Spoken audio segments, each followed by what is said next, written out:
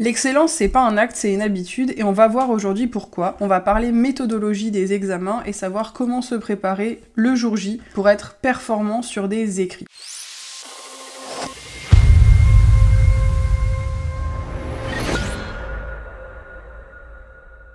Je le répéterai jamais suffisamment, mais on prend un risque en fait en passant des examens, puisqu'il y a toujours un aléa sur l'épreuve qu'on va passer. Le fait de réviser, d'anticiper, de planifier, ça permet au maximum de réduire le risque et de garder un contrôle sur la totalité des paramètres sur lesquels on peut avoir du contrôle. Il y a un dicton qui dit « Heureux celui qui accepte ce qu'il ne peut pas changer, qui change ce qu'il ne peut accepter et qui est capable de différencier les deux ». Pour le coup, ça s'applique aussi en ce qui concerne les révisions. L'idée, c'est pas de focaliser sur tous les paramètres sur lesquels vous n'avez pas d'impact, c'est le fait de sécuriser au maximum ceux sur lesquels vous allez pouvoir en avoir un.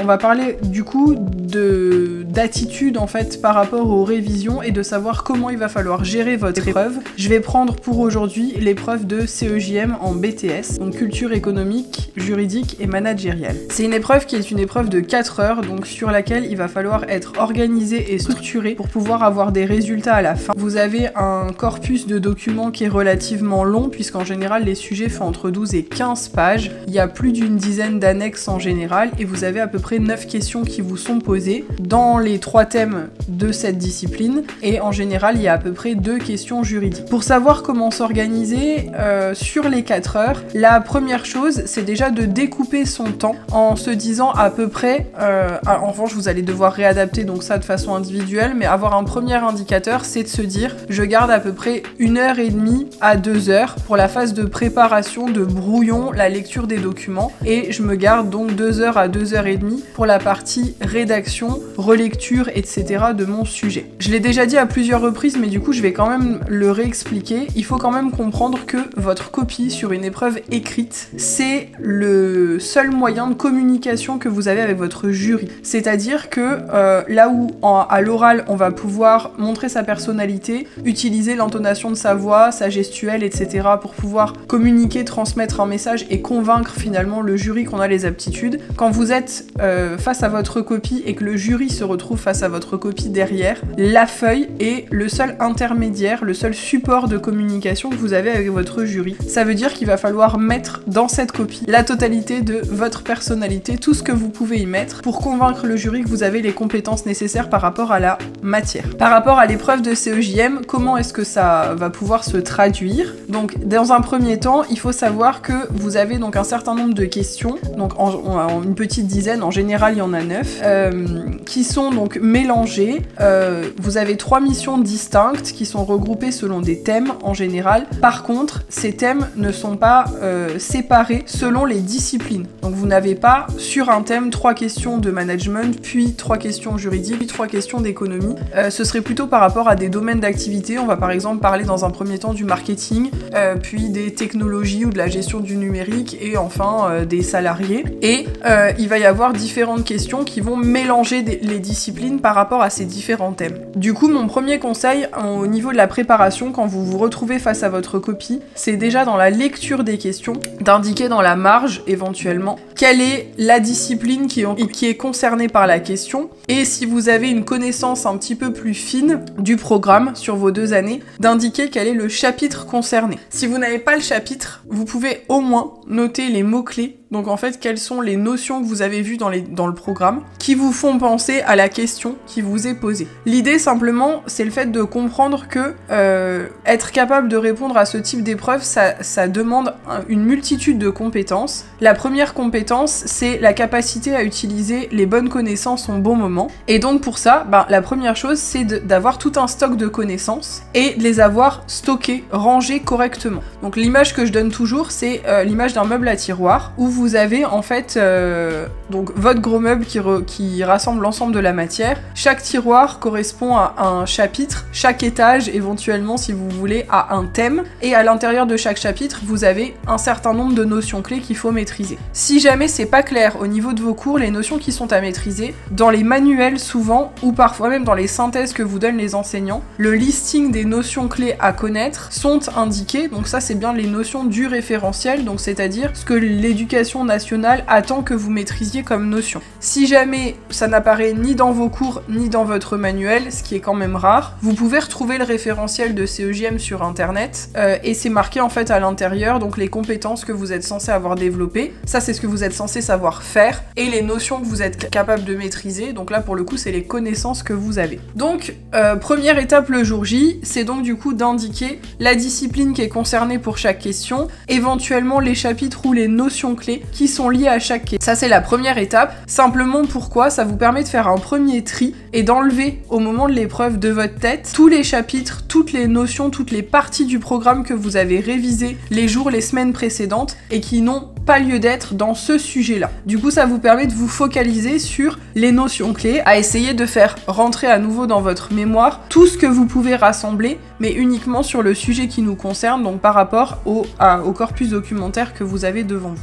Ensuite, au niveau de la gestion de vos 4 heures, après avoir simplement indiqué les notions clés auxquelles vous pensez et les chapitres, arrive la phase de lecture du sujet. On parle toujours de lecture active, donc là je suis sur la première heure de mon examen. Donc pendant cette période, il va falloir prendre un surligneur, surligner les informations importantes, et donc à ce moment-là, vous avez déjà lu une première fois les questions de manière active, donc ça va permettre de faire une lecture qui sera orientée, où vous avez déjà une partie des réponses aux questions qui inconsciemment vont ressortir, puisque vous savez déjà ce qu'on vous demande. Ce qui peut être le plus pertinent à ce moment-là pour vous faciliter la tâche, c'est d'avoir une couleur de surligneur par question et du coup déjà de surligner par rapport aux questions qui vous sont posées les réponses qui vous paraissent dans un premier temps pertinentes dans les documents. Simplement une petite précision par rapport à ça, il faut savoir donc que vous avez en général 3 missions distinctes. Dans le sujet, en principe, il est indiqué pour chaque mission les annexes qui sont concernées, donc c'est pas question par question, en revanche c'est par mission, donc vous avez en général 2 ou 3 questions pour lesquelles on vous indique le nombre d'annexes et les numéros d'annexes qui vont être concernés pour ces missions-là. Donc vous avez lu dans un premier temps le document, vous avez déjà lu au préalable les questions, les informations ont déjà été stockées dans votre tête, et donc on va passer maintenant à la phase de brouillon. Pour réaliser un brouillon qui soit pertinent et qui ne vous fasse pas perdre de temps, il faut vraiment voir ce brouillon comme un plan détaillé, alors détaillé sans que ce soit trop non plus, l'idée c'est pas de reprendre tout ce que vous allez rédiger, c'est simplement d'y mettre toutes les informations essentielles qui doivent apparaître dans vos réponses. La première chose déjà c'est la structure. Vous avez 2 structures en fait à connaître. La première c'est la méthode qu'on dit AEI, qui est la méthode habituelle. On va vous demander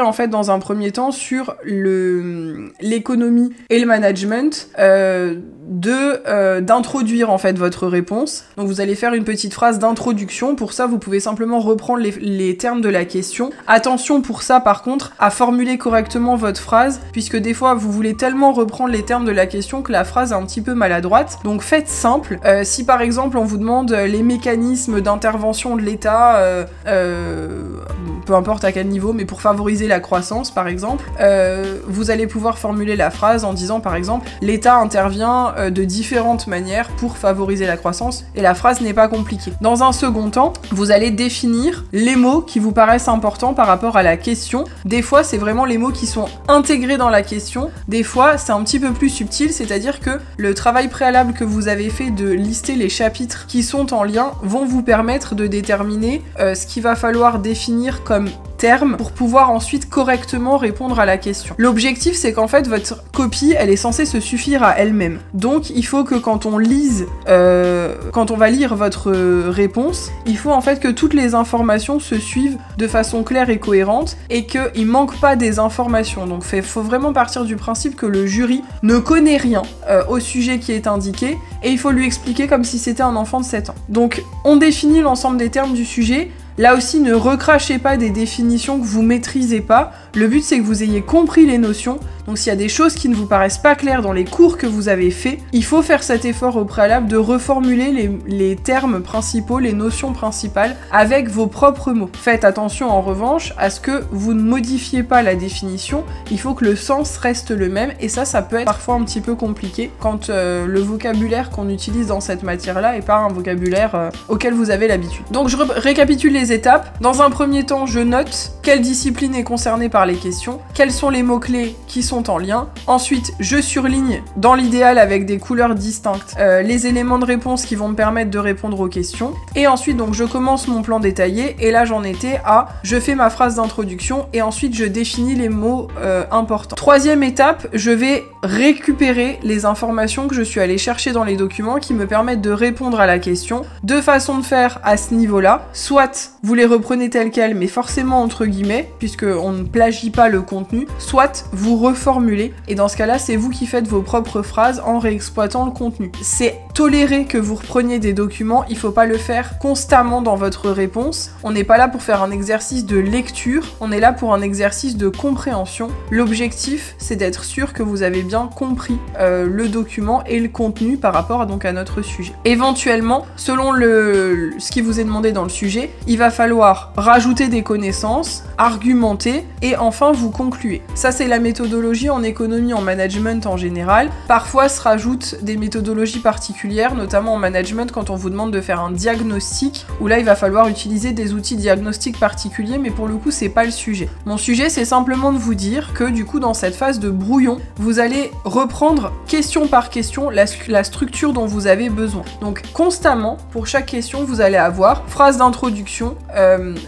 explication du vocabulaire, définition des termes clés du coup, information des documents utiles, connaissances personnelles et éventuellement phrase de conclusion. On parle ici de l'économie et du management, je fais juste une toute petite parenthèse. Pour les questions de droit, la méthodologie est extrêmement spécifique, donc on a une méthodologie particulière qui est un petit peu différente, qui s'appelle donc la méthodologie en général du syllogisme.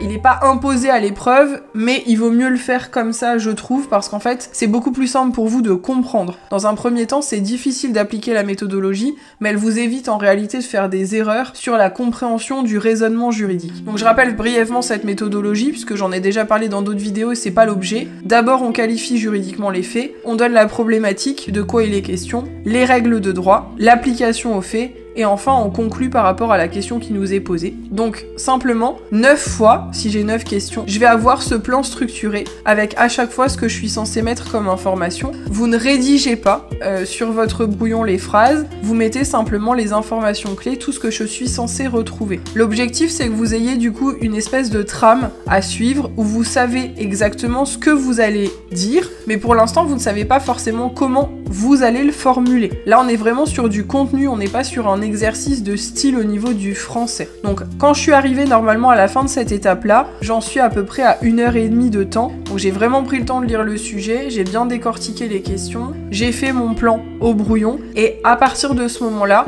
je vais passer à la phase de rédaction. Pour la phase de rédaction, je vais reprendre de nouveau étape par étape. En revanche là, je vais faire un vrai effort de style, c'est-à-dire que je vais correctement construire mes phrases, je vais bien faire attention à ce que les compléments que j'ajoute s'accordent bien avec le sujet éventuellement, que mes phrases soient cohérentes, que la structure soit logique, etc. etc. Faites attention, question par question déjà, à bien relire la totalité, puisque souvent dans la précipitation et avec le stress, vous avez des phrases qui commencent et qui se terminent pas, ou alors vous avez plusieurs idées qui viennent en même temps, du coup les idées se succèdent dans votre copie et on se retrouve à avoir une phrase qui fait 15 lignes et qui est incompréhensible. Donc soyez extrêmement vigilants à ça. En phase de rédaction, vous faites des phrases courtes, vous faites des phrases simples, et pour le coup vous vous appuyez sur le court, c'est-à-dire que les documents sont des prétextes à aller chercher des informations. Par contre, toutes les questions sont en lien avec du contenu de cours. Pour faire simple, un jury qui a l'habitude d'enseigner cette matière sait d'emblée, avant même d'avoir lu les questions, quelles sont les parties de cours qui sont concernées. Ça veut dire que vous, étudiants, vous êtes tout à fait capable de faire la même chose, simplement pour avoir les réflexes et les automatismes. Il n'y a pas de secret, c'est un exercice d'entraînement. Et donc c'est à force de s'entraîner, à force de relire les cours, que vous allez avoir ce petit meuble à tiroir qui au fur et à mesure se construit, se remplit correctement, et où les informations vont être de plus en plus claires dans votre esprit. Quand vous avez terminé donc de répondre à la totalité des questions en ayant bien rédigé, vous prenez un temps à la fin de l'épreuve d'une dizaine de minutes si c'est possible pour pouvoir relire la totalité. À ce moment-là, en fait, on n'est plus du tout sur du contenu, on est simplement sur la correction. Donc vérifiez que toutes les phrases sont claires, qu'il n'y a pas de faute d'orthographe. Je sais que c'est fastidieux, en général vous zappez cette étape, c'est quand même une étape qui est extrêmement vraiment importante puisque ça permet là de passer à un niveau supplémentaire en termes de contenu et d'arriver sur une copie qui est encore à un niveau supérieur de maîtrise. Je rappelle que votre copie c'est un élément de communication, ça veut donc dire que tous les petits détails comptent pour pouvoir vous mettre en valeur et que du coup le jury ait un a priori positif et en plus de ça qu'il ait de la matière pour valoriser votre copie. Donc il faut mettre toutes les chances de votre côté et à tous les niveaux en termes de contenu, en termes de connaissances, en termes de structure, en termes de présentation de votre copie, en termes d'orthographe pour que vous ayez le maximum de points. Le dernier petit conseil, quand vous avez certains sujets, c'est de penser à la fin éventuellement à parler des auteurs. Normalement vous en avez parlé de temps en temps au fur et à mesure de l'année. Donc par exemple si voilà comme ça vous avez Porter, Kaldor, etc. Donc, vous avez certains auteurs qui ont été vus pendant l'année. À la base quand même il est attendu de vous que vous soyez capable d'évoquer les théories et les économistes, etc. enfin qui sont intervenus dans les différents domaines au moment où vous parlez de certains sujets. Donc par exemple si je parle de la croissance, je vais peut-être parler du carré magique de Kaldor, etc. etc. Donc ça vraiment dernière étape et plus haut niveau d'excellence par rapport à votre copie. C'est bien vu et c'est valorisé sur la copie de rajouter les théories et les auteurs par rapport aux sujets qui vous sont évoqués. J'espère que ça vous a donné un petit peu de matière pour vous organiser le jour de l'épreuve. Si vous avez besoin d'autres conseils ou si vous avez des questions, surtout n'hésitez pas à les mettre en commentaire et on fera d'autres méthodologies pour différentes circonstances dans d'autres vidéos. À bientôt!